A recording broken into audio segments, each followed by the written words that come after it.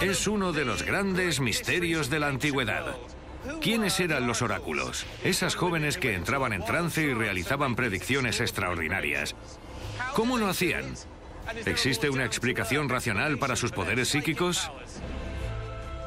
Los oráculos empleaban la energía natural para acceder al reino de los dioses y transmitir la verdad sobre el futuro. Esto es tan pequeño y estrecho que acabas sintiéndote como si descendieras a los infiernos. La gente creía totalmente en los oráculos y eso les daba mucho poder. Los oráculos desempeñaron un gran papel en el entramado de la historia. Nadie tomaba una decisión sin cubrirse primero las espaldas consultando al oráculo. ¿Ahora estamos en el oráculo de la muerte? Así es, el oráculo de la muerte. Pagabas por el peregrinaje y pagabas por estar en presencia de alguien sagrado. No es fácil saber si lo que decía era o no verdad. Todo esto me está empezando a dar miedo. Es bastante escalofriante.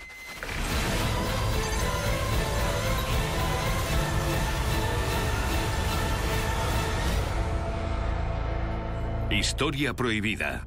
Los oráculos de la muerte.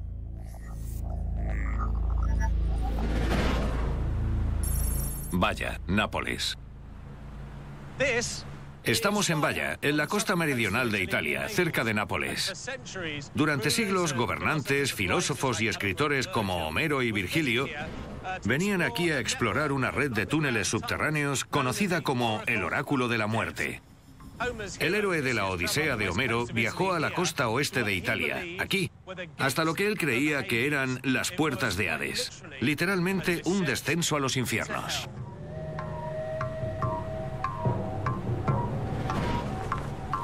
El Oráculo de la Muerte, en Baia, era un laberinto subterráneo sagrado que conducía a los iniciados hasta el mítico río Estigia. Al cruzarlo, se adentraban en el submundo, donde visitaban a la Sibila, la suma sacerdotisa, que con frecuencia era una joven virgen sentada en una pequeña cámara iluminada con antorchas. A través de ella podían comunicarse con sus familiares muertos e incluso con los propios dioses. Básicamente era una versión antigua, muy elaborada e inquietante, de lo que sería un médium con un disfraz grotesco de Papá Noel, y que en la antigüedad era algo muy importante. Los sacerdotes y sus ayudantes organizaban meticulosamente todo el proceso y controlaban los lugares. Está deliberadamente diseñado para desorientar al iniciado. Era tan oscuro y estrecho que realmente parecía un descenso a los infiernos. Una práctica que además tenía un coste. En la antigüedad la gente era realmente supersticiosa. No creo que la humanidad haya cambiado mucho en ese sentido, pero creían mucho más en sus dioses y diosas. Estaban convencidos de que esas deidades gobernaban el mundo, de que todo estaba predestinado y de que si ibas al sitio adecuado y hablabas con la persona indicada, podían decirte lo que acabaría pasándote en el futuro. Igual que hoy en día hay médiums que son honestos y que te dicen lo que ellos realmente creen que han visto y oído en el mundo de los espíritus, también hay algunos embaucadores sin escrúpulos que se hacen pasar por videntes y médiums y que por un precio desorbitado te dicen lo que unos inexistentes espíritus les han dicho a ellos. Por supuesto, uno puede pensar que era un gran timo. Puede que empezara siendo una buena idea y que realmente la gente creyera que obtenía algo a cambio de su dinero. Pero es un sistema que está absolutamente abierto al abuso, sobre todo porque normalmente las sacerdotisas emitían un galimatías que alguien tenía que interpretar, alguien a quien se le daba un donativo, un soborno. Era una profecía autocumplida que creaban ellos mismos.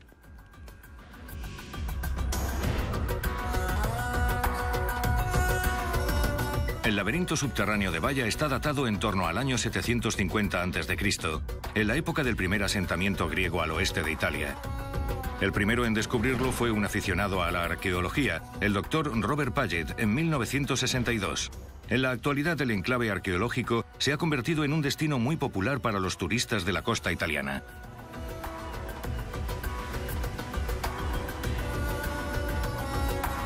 Al historiador Andrew Goff hace años que le fascinan los oráculos antiguos y ha aceptado llevarme a visitar el yacimiento de Valla. Los oráculos empleaban la energía natural para crear un entorno en el que la sacerdotisa, la sibila, podía acceder al reino de los dioses y conocer la verdad sobre el futuro. El hecho es que en los lugares de los oráculos también se hacían negocios. Lo hacían para conseguir dinero. Hacía falta mucha gente y mucho esfuerzo, y sus benefactores les pagaban generosamente.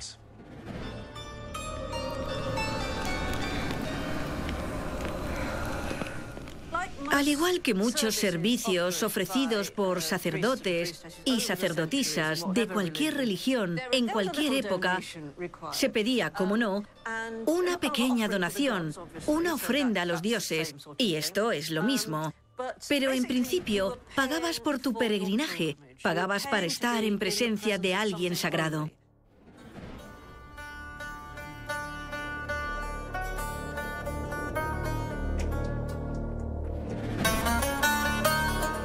En la antigüedad, el oráculo de la muerte de Valla era una atracción muy frecuentada por los ricos y famosos de la época.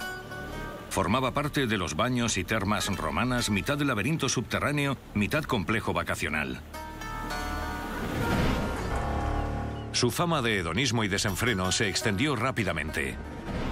Pero tras la caída del Imperio Romano y varios terremotos, acabó en la ruina y lentamente quedó sepultado por siglos de agricultura y desarrollo.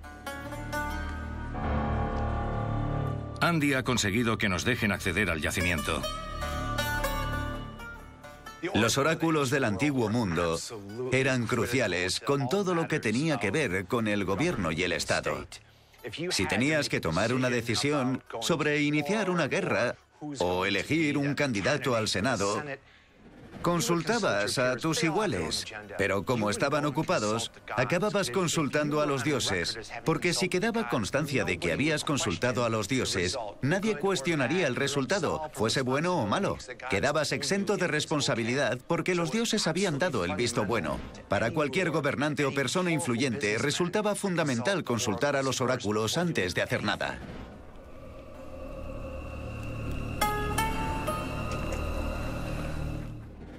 Como te puedes imaginar, el acceso al yacimiento está restringido.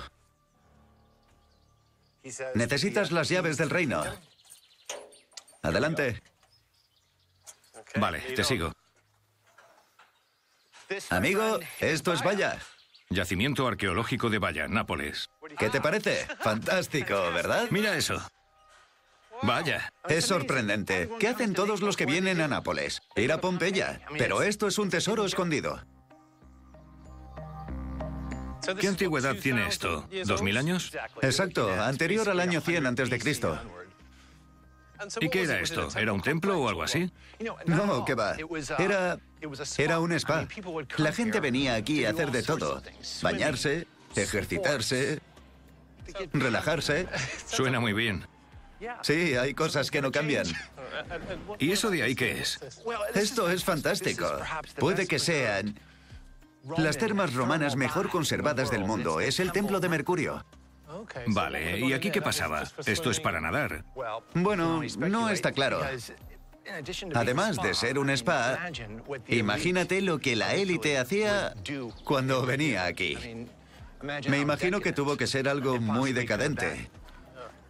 Y la verdad es que merece la pena mencionar que esto en los años 50 no se conocía. Era un viñedo, estaba cubierto por bancales de vides. Estaba todo bajo tierra. ¿Cuándo lo descubrieron? Se descubrió en los años 50. Lo que vemos ahora es el resultado de años de excavaciones y restauraciones tras el redescubrimiento del yacimiento en los años 50, incluidas las magníficas termas de Mercurio, unas de las mejor conservadas del mundo. ¿Y qué tipo de gente solía venir aquí? Bueno, los ricos y famosos, los poderosos y la élite. César y su familia tenían una villa aquí. El emperador Octavio, Nerón, todos venían aquí. O sea que era una zona de recreo para ricos y famosos. Sí, hasta el punto de que lo llamaban la Pequeña Roma. Y algunos dicen que se convirtió en el Montecarlo del sur de Italia.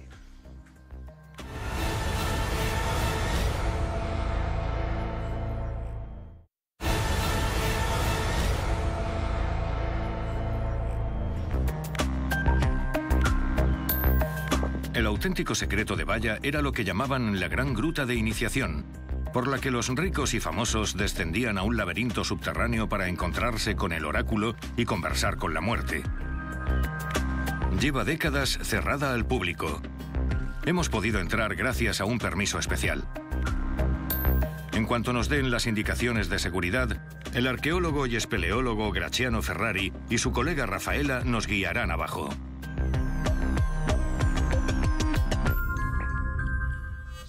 Al estar bajo tierra es un sitio peligroso. Es muy estrecho y bajo. Lo más importante es llevar el casco con la luz. ¿Veis? Así se enciende y así se apaga. Genial. Gracias. También tened en cuenta que vamos a una zona volcánica, así que es posible que haya gases peligrosos. Llevamos un detector de gas. Está encendido y os voy a mostrar lo que ocurre cuando el aire se vuelve peligroso.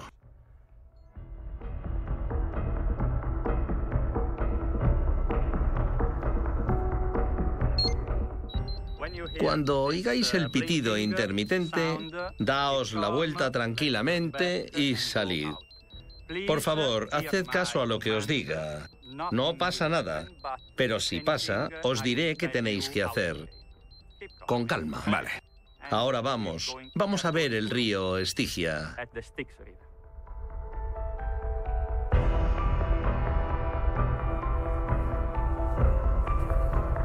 A la entrada de la Gran Gruta solo puede accederse desde una escalera que desciende 6 metros por un pasaje muy angosto entre las rocas.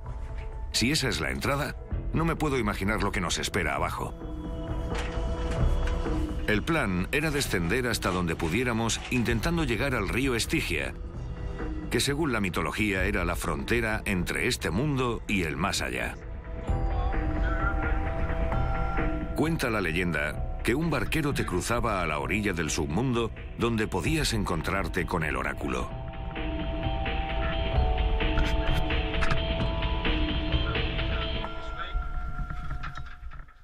Bien, ¿listos? Sí. Perfecto.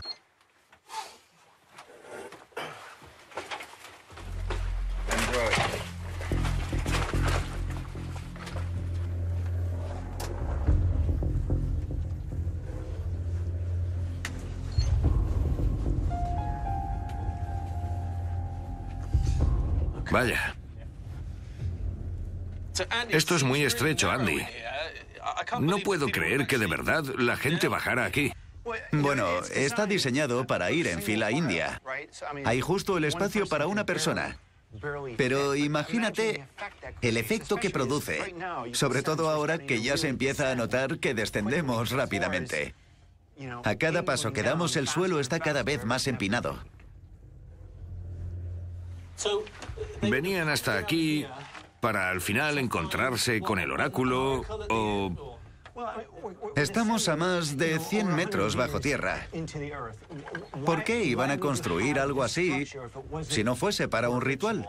Un ritual que por el oráculo de la muerte, por Homero, por Virgilio, sabemos que consistía en rendir tributo a los ancestros, informarse sobre acontecimientos y nuestro destino en la vida.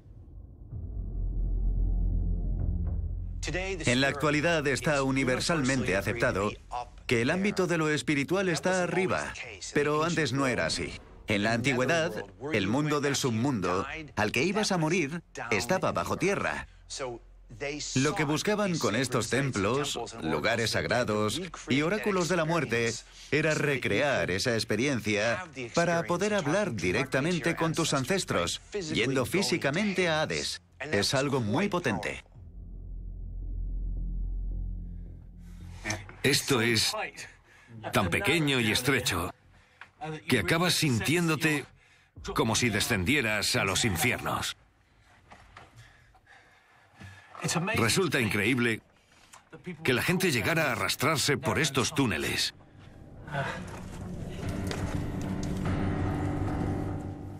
Esta es una zona volcánica. Imagínate la bruma, el ruido. El ambiente era realmente inspirador. Ahora también lo es. Bajamos a las profundidades de la Tierra y es físicamente incómodo. Te da miedo lo que ves y lo que crees que vas a ver. Hace mucho calor. Cuanto más desciendes, más infernal es el calor y empiezas a desorientarte.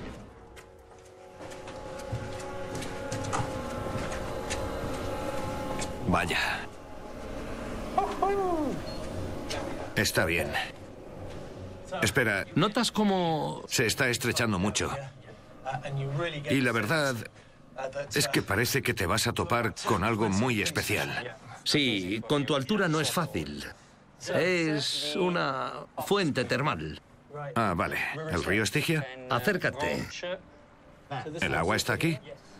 Sí.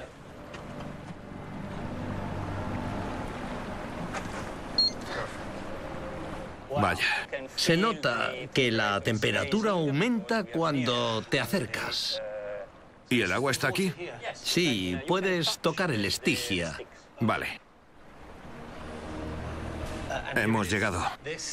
Este es el río Estigia. Desde aquí, el barquero llevaba a los visitantes hasta el otro lado. Puedo meter el dedo y está... Sí, está bastante caliente. Está caliente. Se percibe claramente que la temperatura aquí es más alta. También hay mucha más humedad que arriba. Esto es lo más cerca que estaré nunca del infierno. Espero.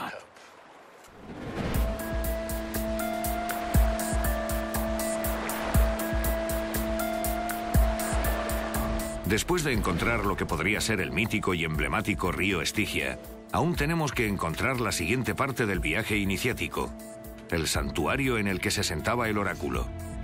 El problema es que se han derrumbado la mayoría de los túneles y los que quedan están llenos de tierra. Había mucha humedad, muchos mosquitos y hacía calor.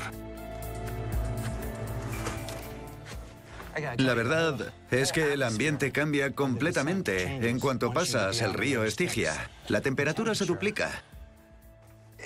Hace tanto calor que no puedo evitar pensar que si estaba preparado, resulta muy eficaz porque estás ardiendo.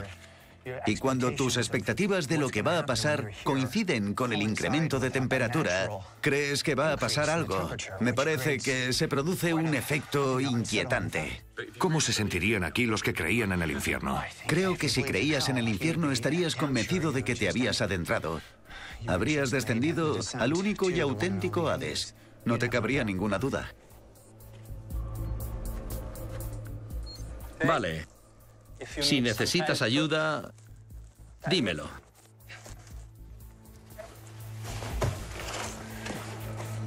Ahora estamos subiendo al santuario que está más allá del río Estigia.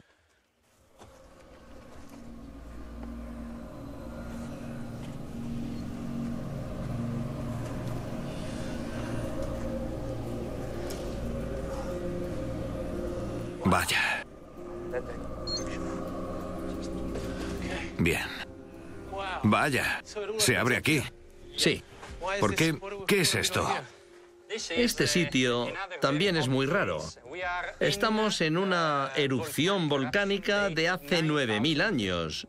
Ni más ni menos. ¿Aquí es donde estaba el oráculo? Sí, esto es lo que Payet llama el santuario.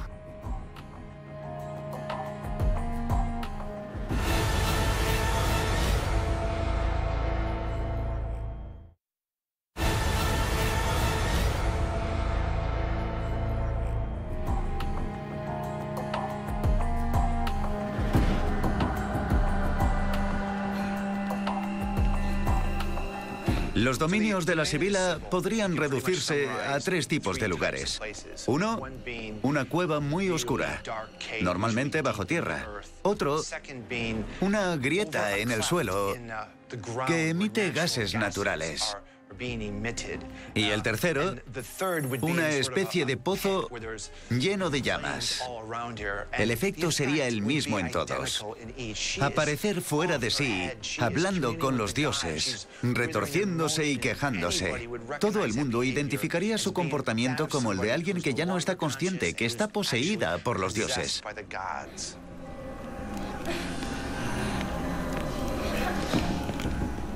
Se colocaban sobre una fisura, en una roca, por la que salían los gases volcánicos, etileno, que le afectaba mentalmente, aunque fuese poco tiempo, y le permitía generar un galimatías impresionante.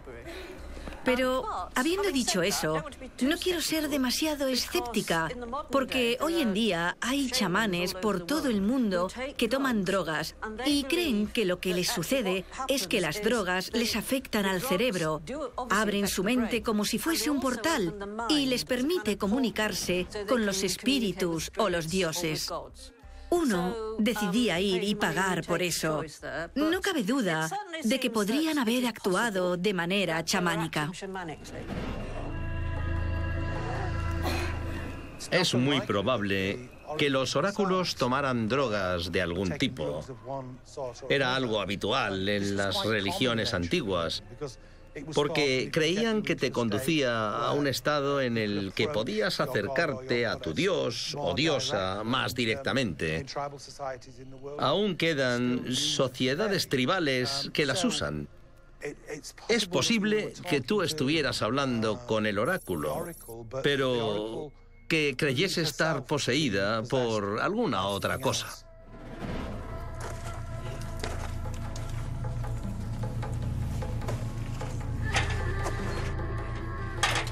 Acabo de salir del infierno y no quiero volver. No con ese calor y la humedad, y los murciélagos y la claustrofobia. Me alegro de estar fuera. Despacio. Sí.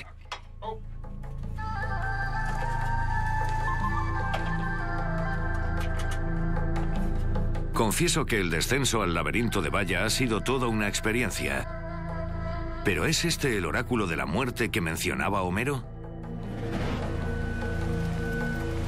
Estos arqueólogos dicen que lo más probable es que fuese un orificio de ventilación de las fuentes termales que había debajo de los baños. A mí me parece demasiado estrecho e incómodo como para que lo utilizase un flujo regular de gente importante. Sobre todo de más de 1,80 m. La diferencia entre la versión actual de una sibila, una adivinadora, y las sibilas originales es enorme. Ante todo, no hay espectáculo. No convulsionan ni hablan con los dioses. Además, nunca se cuestionaba o se dudaba de la profecía de una sibila. En la actualidad, cuando vas a ver a una adivinadora, normalmente sales diciendo, gracias, pero menuda tontería. Con una sibila eso no pasaría. Su palabra era sagrada. No cabe duda de que los oráculos eran un gran negocio para la gente que los gestionaba. Y eso lleva a pensar que en realidad se trataba de un espectáculo meticulosamente orquestado, sobre todo porque muchas de las respuestas, como las llamamos, eran, en el mejor de los casos, crípticas. Pero he vivido en este mundo lo suficiente como para saber que pasan cosas extrañas. Me documenté mucho para mi libro sobre lo oculto. Me senté con médiums, espiritistas y oráculos modernos. Y creo que hay un elemento en todo esto que es interesante. Un elemento que requiere más investigación. Gente que parece tener unas capacidades curiosas. Sin embargo, en gran medida, es pura psicología. Se lleva a cabo un juego psicológico con el que se manipula a la gente con un nivel consciente e inconsciente para que hagan algo concreto, para creer o formar parte de ciertas cosas. Y sí, es un juego maravilloso que se juega desde que el mundo es mundo.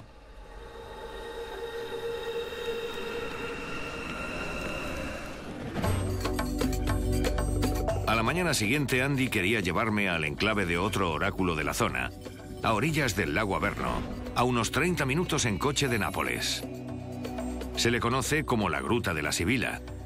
A diferencia de los ricos y famosos que descendían el laberinto de Valla, aquí los clientes eran gente corriente que venía a ver al oráculo y preguntarle cualquier cosa sobre su vida, su amor, su matrimonio y, por supuesto, el dinero. Los escritores de la antigüedad sabían que el oráculo de la muerte tenía que estar en los alrededores de Nápoles. Lo sabían porque había un lago, el lago Averno, que se mencionaba una y otra vez, y en la orilla del lago Averno estaba el oráculo de la muerte. Valla está a 1,5 kilómetros, pero la Gruta de la Sibila, y he estado allí, está a 35 metros de la orilla del lago. Creo que este sitio te va a gustar mucho. Es propiedad privada. El señor Carlos hace lo que puede para mantenerlo. Pero es muy difícil mantener una finca tan grande. Fíjate, ya hemos llegado. Si miras detrás, hay unos 100 metros hasta el lago Averno. Eso coincide totalmente con lo que decían los escritores de la antigüedad. Sí. ¿Estará oscuro? Coge las linternas. ¿Listo? Sí. Vale. Vamos. Señor Carlos, encantado de verle. ¿Qué tal? Gracias, gracias.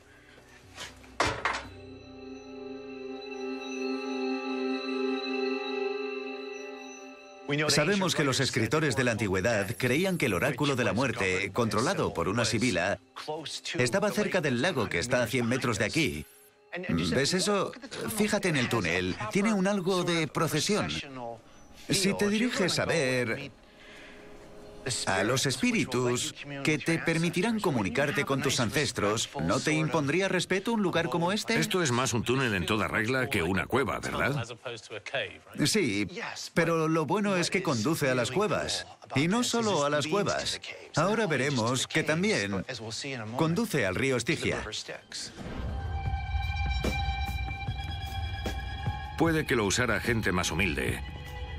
Pero el proceso era exactamente el mismo que el del enclave más exclusivo del oráculo de Valla, solo que mucho más grande, más ajetreado y sacándole más dinero a la gente varias veces al día. ¿Aquí es donde, según Virgilio y Homero, estaba el río Estigia? Exacto, exacto. Se descendía gradualmente con un trozo de muérdago que tenías que darle al barquero para cruzar el río Estigia. Porque era necesario cruzar el río para llegar hasta la Sibila, hasta el oráculo. Creo que lo veremos abajo. Vale, ¿por qué salimos ahora del túnel principal? Bueno, esto forma parte del viaje. Hemos hecho la procesión de acceso a los dominios de la Sibila. Ahora tenemos que acercarnos a la Sibila. Tenemos que acercarnos al oráculo. Y como ves, bajamos rápidamente. Fíjate. Mira. Esto sí que es un auténtico río, comparado con el de Valla. Todo un río Estigia. Puedes imaginarte a un barquero con su barca y a la gente de pie. Que el barquero diera miedo. Te recibiría aquí, le darías el muérdago y él diría, vale, sube, y te cruzaría. Aquí, eso sí es físicamente posible. No me quiero imaginar lo profundo que sería esto en la antigüedad, pero seguro que siempre ha estado lleno de agua. Y esa era la única manera de poder llegar a la Sibila, de llegar al oráculo. Recuerdo que de joven, cuando oía hablar del río Estigia, pensaba en un barquero con una especie de capa, de capucha en la cabeza. Exacto. Y las manos huesudas. Sí. Llevándote al otro lado. Exacto. ¿Está claro, verdad? Sí, sin duda. Es la distancia correcta. Y no hay otro camino. Es este. Si este es el río Estigia y cruzas el río con el barquero, luego, ¿a dónde vas? Si tuviésemos un barco podríamos saberlo. Pero el señor Carlos y su familia han abierto un orificio en una de las paredes. Así que podemos hacer trampa y pasar al otro lado. Pero recuerda que hasta hace muy poco este era el único camino para llegar al oráculo. Al otro lado. Vale, al otro lado está el oráculo. Vale, vamos a echar un vistazo.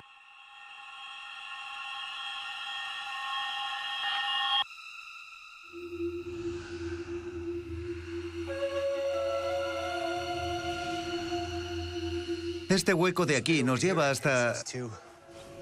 bueno, lo que esperarías de un oráculo de la muerte. Pero aquí abrieron una puerta. Pero esto tendrá unos 2000 años. Más de 2000 años. Puede que más. ¿Y qué vamos a hacer ahora? Esta puerta no existía, pero la familia, recuerda que esto es propiedad privada, la familia cruzó el río Estigia. Sabían lo que había aquí. Y para que fuese más fácil han puesto esa puerta moderna. Ahora estamos entrando en un recoveco que ha existido siempre. Noto que hace más calor. Está claro que hace más calor. Mira, un auténtico santuario. Una cámara. Vaya. Es exactamente lo que me imaginaba. Este es el otro extremo al que solo se llega cruzando el Estigia. Un momento, tienes que explicarme esto. Estamos en el extremo más alejado. Este es el río Estigia. El barco llegaba hasta aquí y luego esa persona que subía las escaleras para encontrarse con la sibila. Exacto. Que estaba aquí arriba. Exacto. No olvides que a la mayoría que hacían una consulta les interrogaban durante horas, incluso días. Sabían qué les interesaba, quién había muerto recientemente. Era una escena muy dramática. Una auténtica consulta. Y la profecía de una sibila, imagínatelo. ¿Puedes imaginártelo? Quiero bajar a tocar el río Estigia.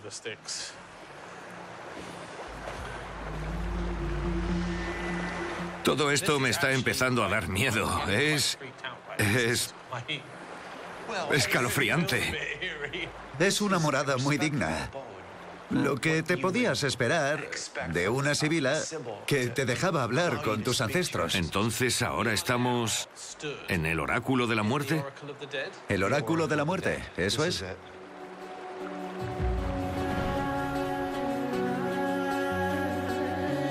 Andy cree que hace 2000 años, en esta cámara había un oráculo. Una joven virgen rodeada de llamas que entraba en trance para comunicarse con el reino de los muertos y los dioses. El iniciado, después de pagar la tasa al sacerdote, bajaba por el túnel, cruzaba el simbólico río Estigia y entraba en el santuario del oráculo. El procedimiento concreto para consultar al oráculo, cuando ya habías hecho toda la parafernalia y tenías que encontrarte con la joven, dependía de dónde estuviera el oráculo y de lo motivada que estuviera. Muchas de las cosas que decían eran un sinsentido disfrazado de alegoría y muy difícil de interpretar. Pero es probable que mucha de la gente que escuchaba la respuesta estuviera influenciada de algún modo. Iban a encontrarse con una joven, normalmente virgen, vestida con algo suelto y espectacular, y que seguro había tomado alucinógenos. Eso pensamos, que era un canal con los dioses y que así se comunicaba con ellos. Pero puede que no fuera más que una puesta en escena. Perderá el control, se moverá, se contorsionará, y el iniciado sabrá, o al menos creerá, que está comunicándose con los dioses y que tiene que creer todo lo que le diga. Si el oráculo entraba en un estado de trance, resultaba mucho más fácil. Facilitaba que el dios se apoderara del cuerpo del oráculo para darle el mensaje. Si no eran sinceros y solo querían el dinero y no se comunicaban para nada con el oráculo, entonces fingían el trance. Simulaban estar en un estado alterado.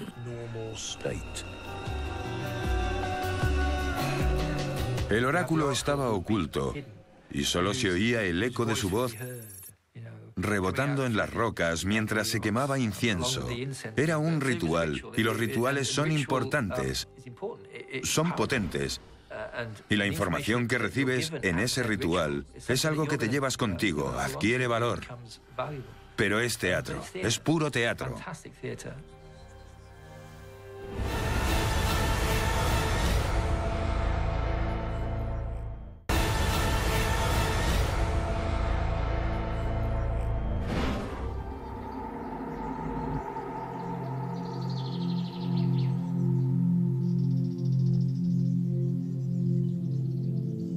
Un buen ejemplo es el templo de Apolo, en Delfos, que se convirtió en el oráculo más importante de la antigua Grecia.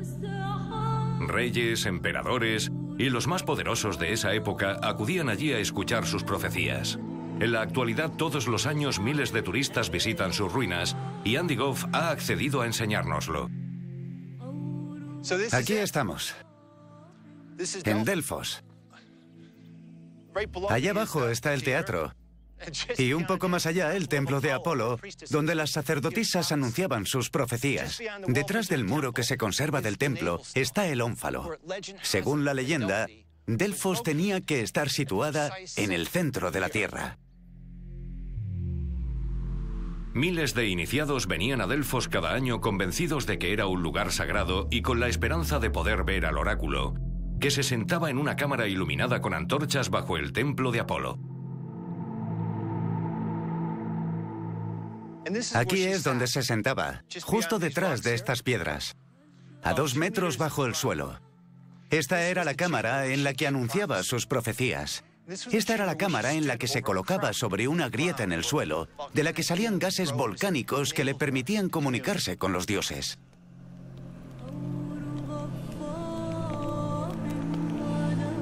Junto al oráculo había un sacerdote que escribía con frenesí todo lo que decía, aunque la mayoría de las veces era un galimatías. No obstante, su trabajo era interpretar sus sinsentidos y balbuceos y convertirlos en una profecía coherente. No es de extrañar que en la actualidad los estudiosos cuestionen su credibilidad, pero en aquella época era el mayor espectáculo del mundo.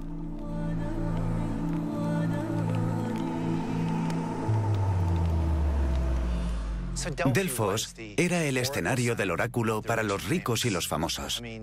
Con todos mis respetos, aquí no venían los campesinos y granjeros a conocer su futuro. Al contrario, aquí venía la gente más rica del mundo y hacían sus ofrendas. Aún se conserva uno de los tesoros, un pequeño templo al que venía la gente desde Atenas con todo tipo de metales preciosos, oro y plata, para ofrecérselos a sus dioses a cambio de sus profecías.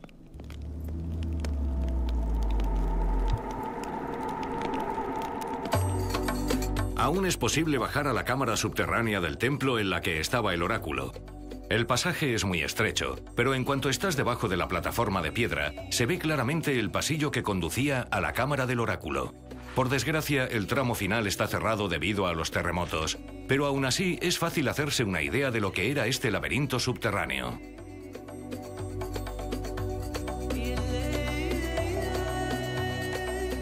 Cuando los iniciados bajaban aquí, la experiencia debía resultar bastante desconcertante con los cantos de fondo, el humo y los augurios del oráculo. ¿Qué tal? Ha sido alucinante, me ha encantado. Pasajes secretos, el templo de Apolo. El templo de Apolo y en general Delfos creció mucho con el tiempo a medida que aumentaba el número de visitantes. Había posadas y tabernas, casas de baño y cientos de comerciantes repartidos por la colina ofreciendo sus servicios a los miles de iniciados y sus acompañantes. Pero Delfos tenía los días contados. Estaba construida sobre varias fallas enormes, una de ellas justo debajo del templo de Apolo. El resultado fue una serie de incendios y terremotos que poco a poco y de manera inevitable destruyeron el enclave.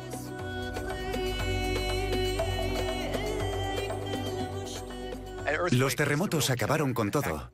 De hecho, a principios del siglo I a.C., hubo uno muy grande que asoló la zona.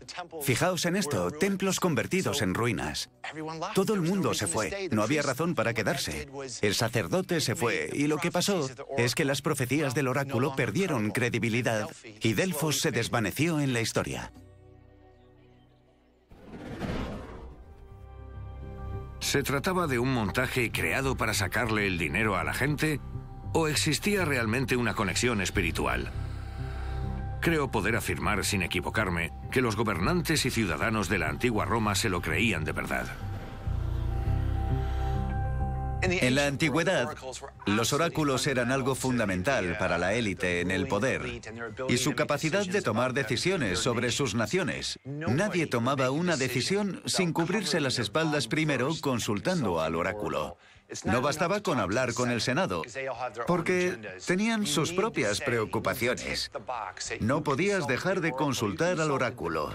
Antes de ir a la guerra, consultabas a los dioses.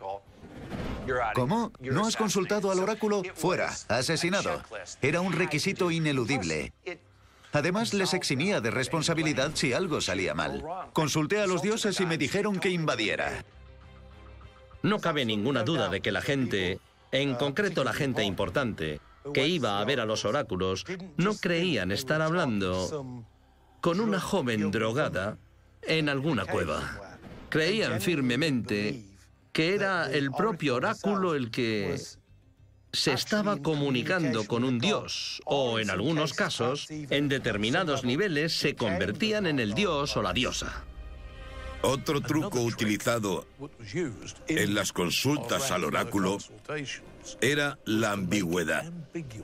Hay una anécdota famosa de un líder persa que preguntó: si ataco a mi enemigo, dijo, ¿qué pasará? Y la respuesta fue: un gran imperio caerá. Y el imperio que cayó fue el suyo, pero no pudo decir que no se lo advirtieran.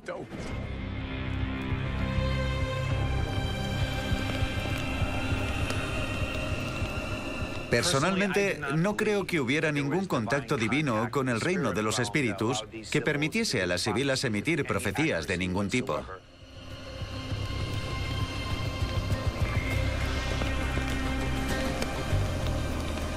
Creo que era un simulacro de consulta. Normalmente de los sacerdotes, a veces de la propia sibila, pero siempre se reduce a decirle al que consulta, al iniciado, lo que creen que quiere oír.